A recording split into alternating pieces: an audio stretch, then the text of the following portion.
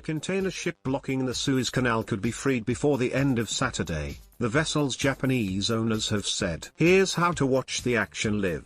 The Ever Given became trapped in the Suez Canal, one of the world's busiest global trade routes, on Tuesday, forcing companies to reroute ships right around Africa and creating a traffic jam of more than 200 ships in the Red Sea. While some experts have claimed the salvage efforts could take weeks, the owners of the She have said it could be resolved before the end of Saturday. Yukito Higaaki said that crews were hoping to dislodge the ship as early as Saturday evening Tokyo time. Tokyo is 9 hours ahead of the UK, so if this manifests, the ship could be freed before midday GMT.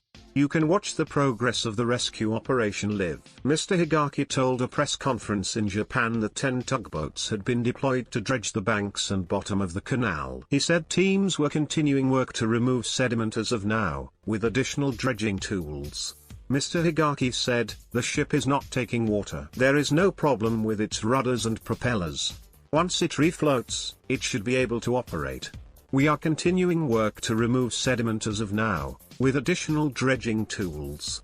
However, an attempt to refloat the vessel on Friday failed. The ship's manager Bernhard Schult Ship Management, BSM, said. Specialist salvage companies have been brought in to help refloat the ship, and an advisor to Egypt's president had said he hoped the situation would be resolved within 2 to 3 days.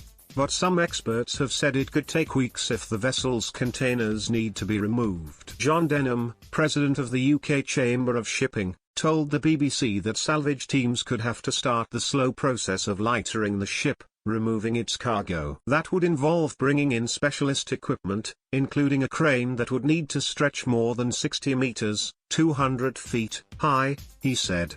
Mr. Denham said, "If we go through the lightering process, I suspect we're talking weeks." And Joe Reynolds, chief engineer of the Maersk Ohio, told the BBC that the number of vessels waiting at the canal's southern entrance was growing exponentially. He said, "It's going to affect shipping schedules around the world." Service provider Leth agencies said a total of 237 vessels were waiting in the area on Friday. About 12% of global trade passes through the 193 kilometers, 120-mile, canal, which connects the Mediterranean Sea to the Red Sea and provides the shortest sea link between Asia and Europe. An alternative route, around the Cape of Good Hope on the southern tip of Africa, can take 2 weeks longer.